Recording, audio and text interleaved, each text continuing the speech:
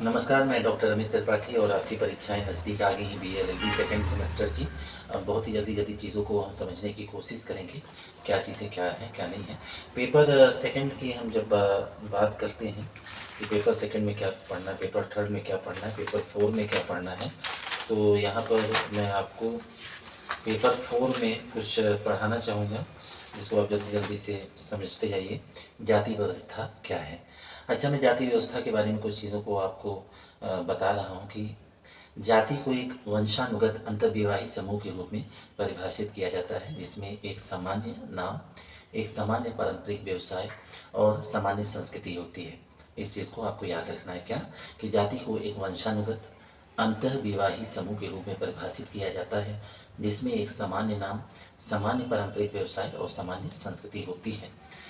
ठीक। भारत में जाति व्यवस्था क्या है। भारत में जाति व्यवस्था एक सामाजिक पदानुक्रम है जो मूल रूप से व्यक्ति के व्यवसाय और जन्म पर आधारित है। किस पे आधारित है? व्यक्ति के व्यवसाय और जन्म पर आधारित है। यह क्या करती है? जाति व्यवस्था समाज को विभिन्न समूहों में विभाजित करती है, जिन्हें जातियाँ कहा जाता है। जाति व्यवस्था क्या होती है? समाज, जो हमारी सोसाइटी होती है, उन्हें विभिन्न समूहों में विभाजित करती है, जिन्हें हम जातियाँ कहते हैं। और ये जातियाँ आगे उपजातियों में विभाजित होती हैं। किस में विभाजित होती हैं? उपजातियों में।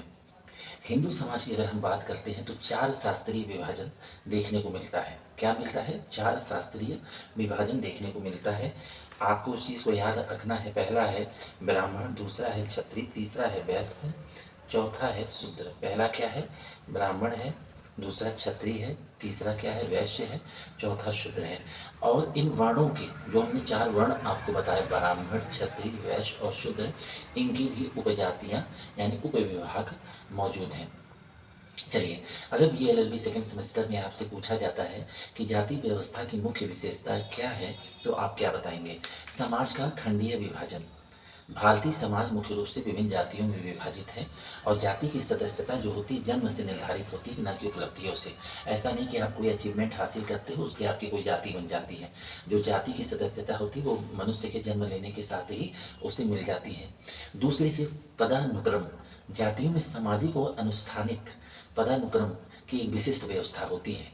ऊंच नीच और श्रेष्ठताहीनता की भावना इस क्रम में या श्रेणी में जुड़ी होती है। ठीक। खान पान और सामाजिक मेल जोल पर प्रतिबंध। विभिन्न जातियों के साथ बीच एक साथ खाए जाने वाले, प्राप्त किए जाने वाले और या आदान प्रदान किए जाने वाले भोजन के प्रकार पर प्रतिबंध है। जाति व्यवस्था की एक अन्य विशेषता क्या है? शुद्धता और अशुद्धता की विचारधारा। शुद्धता और अशुद्धता की विचारधारा विभिन्न जातियों के बीच अंतः संबंधों को महत्वपूर्ण नियंत्रण करती है। पांचवी विशेषता में अंतःविवाह पर प्रतिबंध। अंतःविवाह या अपनी ही जाति या उपजाति के भीतर विवाह करना जाति व्यवस्था की एक अनिवार्य विशेषता है। यानी जाति क्या सिखाती है? जो व्यवस्था होती है कि हमें अपनी ही जाति में विवाह करना चाहिए, अपनी जाति की उपजाति में विवाह करना चाहिए, दूसरी की जाति में जाकर विवाह नहीं करना चाहिए, या तो उसे आप अच्छी तरह से समझ गए होंगे। जाति व्यवस्था को नियंत्रित करने वाले नियम। किसी जाति के भीतर सामाजिक व्यवहार को नियंत्रित करने वाले मानदंडों, मूल्यों और दंडों का एक निर्धारित समूह होता है। ठीक। अब लास्ट क्या है विशेषता जाति व्यवस्था की? व्यवसाय के सीमित विकल्प होते हैं।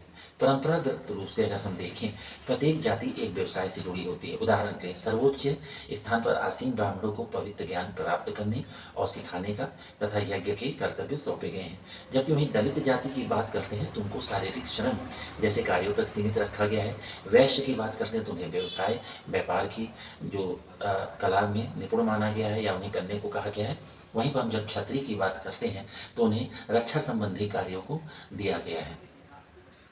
अब कुछ चीज़ें हम बताते हैं जो बहुत ही जरूरी है और वहाँ समझना भी बहुत आपके लिए अनिवार्य है। जाति व्यवस्था में परिवर्तन लाने वाले कारक क्या हैं? भारत में जाति व्यवस्था में समय के साथ हुए परिवर्तनों में कई कारकों का योगदान रहा है, जो इस प्रकार है, आपको याद रखना है। संस्कृतिकरण। संस्कृतिकरण एक ऐसी प्रक्रिया होती है जिसमें कोई भी निचली जाति उच्च जाति के व्यवहार और संस्कृति को अपनाकर उस उच्च जाति की सदस्यता का दावा कर सकती है। कहने का मतलब, अगर दलित जाति का व्यक्ति है तो वो ब्राह्मण जाति के व्यवहार और संस्कृति को अपनाकर ब्राह्मण जाति के सदस्यता का दावा कर सकती है।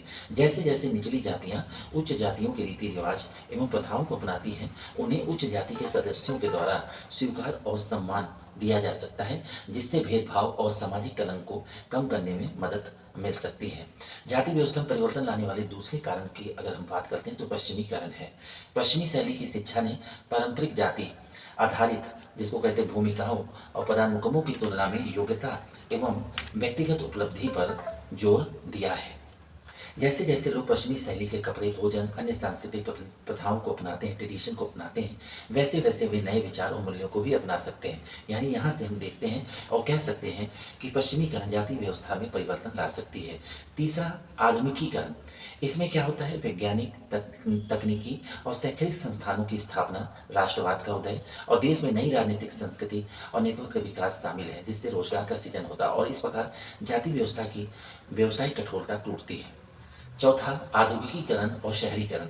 आधुनिक विकास और शहरी क्षेत्र के विस्तार ने लोगों को आजीविका के नए नए स्रोत प्रदान किए हैं और व्यवसायिक गतिशीलता को संभव बनाया। विभिन्न जातियों की आधुनिक श्रमिकों के एक साथ रहने, काम के दौरान भोजन साझा करने के खिलाफ योजनाएं कमजोर पड़ने लगी हैं। यानी जाति व्यवस्था में परिवर्तन देखा जा रहा है। साथ में लोग इंडस्ट्रियल लेवल काम करते हैं तो काम के दौरान वो भोजन भी साझा करते हैं और साथ रहने के दौरान उनमें आपस में एकत्व की भावना आती है। राजनीतिक और आर्थिक सुधार। स्वतंत्रता के बाद क्या हुआ, देश में विभिन्न तरह के राजनीतिक और आर्थिक सुधार की शुरुआत हुई, जिसके परिणाम स्वरूप स्वतंत्रता के बाद कई बदलाव आए। भारत की सरकार ने ऐतिहासिक भेदभाव को दूर करने और समान अवसर प्रदान करने के लिए निम्न जातियों के व्यक्तियों के लिए शिक्षा और सरकारी नौकरियों में आरक्षण जैसी नीतियां लागू की हैं। अब हम कुछ और भी आपको जाति व्यवस्था के बारे में पॉइंट बताने जा रहे हैं। यहाँ हम कुछ बताना चाहेंगे कि जाति आधारित भेदभाव को समाप्त करने के लिए संवैधानिक और कानूनी प्रावधान क्या है।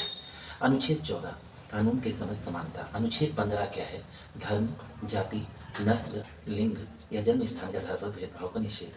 अनुच्छेद 16 तो क्या है, किसी भी नागरिक को केवल धर्म, जाति, नस्ल, लिंग, वंश, जन्म स्थान, निवास स्थान इनमें से किसी भी आधार पर राज्य के अधीन किसी भी रोजगार या पद के लिए अयोग्य नहीं ठहराया जा सकता है।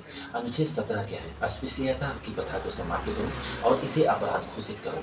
वहीं अनुच्छेद 23 मानव तस्करी, जबरन श्रम पर प्रतिबंध है। अनुच्छेद 46 अनुसूचित जाति, अनुसूचित जनजाति, अन्य कमजोर वर्गों के शैक्षिक एवं आर्थिक हितों को बढ़ावा देना है। वहीं अनुच्छेद 51 क्या कहता है कि भारत के प्रत्येक नागरिक का यह कर्तव्य होगा कि वह भारत के सभी लोगों के बीच सद्भाव एवं भाईचारे को भावना को बढ़ावा दे। अनुच्छेद 330 लोकसभा में अनुसूचित जाति एवं अनुसूचित जनजाति के लिए सीटों का आरक्षण। वही अनुच्छेद 332 क्या कहता है, राज्य की विधानसभाओं में अनुसूचित जाति, अनुसूचित जनजाति यानी एससी और एसटी के सीटों का आरक्षण हुआ। अनुच्छेद 338 राष्ट्रीय अनुसूचित जाति आयोग की स्थापना की बात करता है। अनुच्छेद 338 के राष्ट्रीय अनुसूचित जनजाति आयोग की बात करता है। अनुच्छेद 338 भी राष्ट्रीय पिछड़ा वर्ग आयोग की बात करता है। वहीं अनुच्छेद 341 राष्ट्रपति उस राज्य के संबंध में अनुसूचित जाति मानी जाने वाली जातियों, नस्ल, जनजातियों या उनके भाग या समूह को निर्दिष्ट करता है। कुछ चीज़ और हम जानने की। अब यहाँ पर हम बताना चाहेंगे कि जाति व्यवस्था के दुष्परिणामों को कम करने के लिए क्या कदम उठाए जा सकते हैं। जाति व्यवस्था के दुष्परिणामों को कम करने के लिए निम्नलिखित कदम उठाए जा सकते हैं, जैसे शिक्षा का प्रसार, कानून का उचित कार्यान्वयन, आर्थिक सशक्तिकरण, जन जागरूकता अभियान।